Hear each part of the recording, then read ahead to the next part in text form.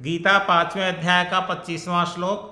भगवान कृष्ण कह रहे हैं, लभन्ते ब्रह्म निर्वाणम ऋषयः क्षीण कल्मषाः छिन्न द्वैधा यतात्मानः सर्वभूत हिते रताः।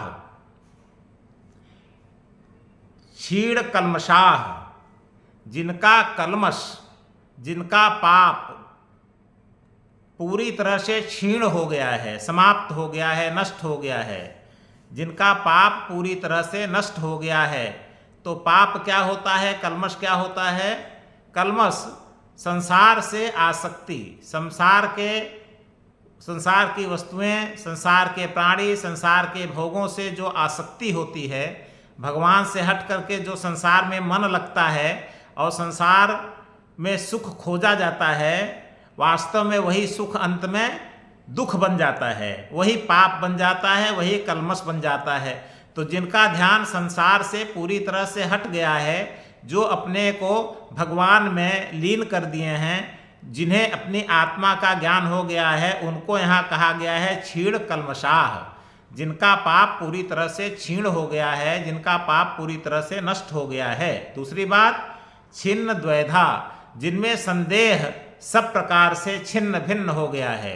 द्वैध मतलब दो प्रकार की बातें, जिनमें दो प्रकार की बातें, द्वैध संदेह समाप्त हो गया है, और जो एकत्व पर एकदम स्थिर हो गया है कि वास्तव में मैं आत्मा हूँ और मैं ईश्वर का अंश हूँ। एक ईश्वर है, एक मेरी आत्मा है, बस इन्हीं दोनों का आपस में संबंध है। हमारी आत्मा का ईश्वर के अलावा और किसी से कोई संबंध नहीं है।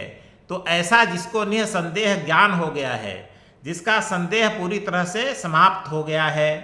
तीसरी बात, यतात्मानः, जिनको अपने शरीर, मन, बुद्धि, इंद्रियों पर पूरी तरह से नियंत्रण हो गया है। शरीर, मन, बुद्धि, इंद्रियां जिसको अपनी ओर खींच नहीं पाती हैं, बल्कि जो उन इंद्रियों पर नियंत्रण करके जैसा चाहते हैं उस प्रकार से इंद्रियों से कार्य कराते हैं, और जैसा चाहते हैं वैसा मन उनका कार्य करता है।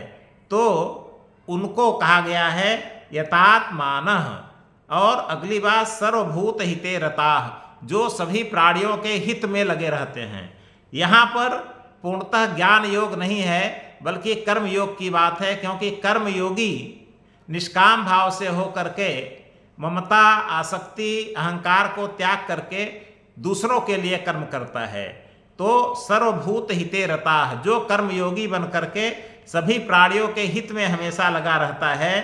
तो ऐसे ऋषयः, ऋषय मतलब ऐसे ज्ञानी लोग, ब्रह्म निर्वाणम लभन्ते, ब्रह्म निर्वाण को प्राप्त होते हैं, यानी ब्रह्म की स्थिति को प्राप्त हो जाते हैं, ब्रह्म बन जाते हैं, ब्रह्म में विलीन हो जाते हैं। तो पुनः जिन्होंने अपना पाप नष्ट कर लिया है, जिन्होंने अपना संदेह नष्ट कर लिया है, जिन्होंने अपने शरीर, मन, बुद्धि पर नियंत्रण प्राप्त कर लिया है, जो सभी प्राणियों के हित में हमेशा लगे रहते हैं, ऐसे ज्ञानी लोग ब्रह्म निर्वाण की स्थिति को प्राप्त करते हैं।